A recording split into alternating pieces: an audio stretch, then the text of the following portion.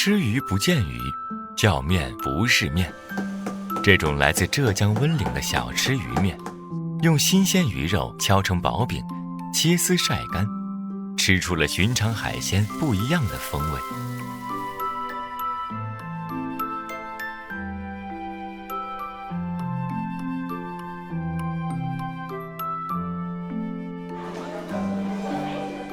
郭湘琴是地道的石塘镇若山人，做了7、8年敲鱼面生意。做敲鱼面，鳗鱼、带鱼都可以。郭湘琴更喜欢这种鲜子鱼，虽然个头小，但是刺少肉软，做出来的鱼面特别鲜美。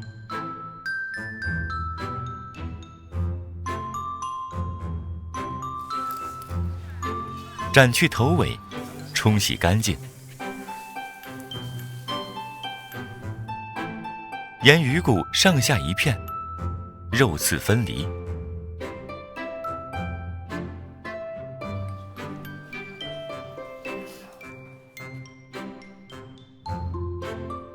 做鱼面，番薯粉必不可少，当地叫做山粉，粉要磨得粗细适中，否则会影响口感。然后将鱼肉混入粉中，和着山粉敲打成肉糜。这个过程要掌握好力道，且带点巧劲。中途还需翻个面，这样敲出来的饼皮才会薄厚均匀。每分钟150下的敲击，鱼肉纤维被打破，很快就和山粉融为一张薄饼。这就是鱼面最初的样子。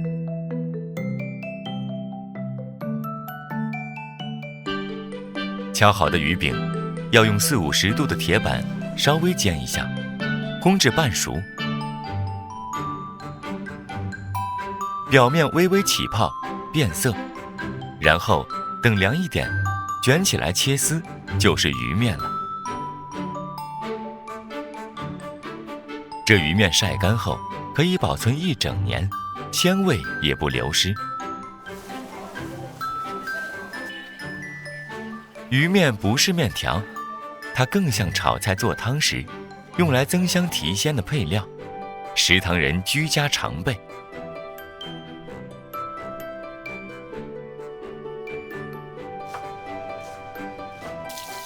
肥肉逼出油脂，炒香洋葱、虾干、包菜，抓一把鱼面，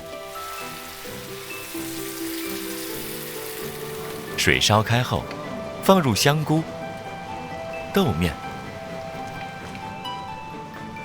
汤汁收到少半，再给一把芹菜、青蒜，就是当地人最常吃的炒豆面。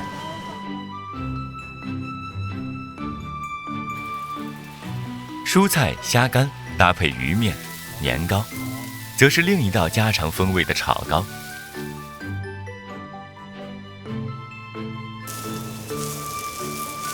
哪怕是最普通的白菜清汤，只要有了鱼面的加持，鲜味就立马上了个层次。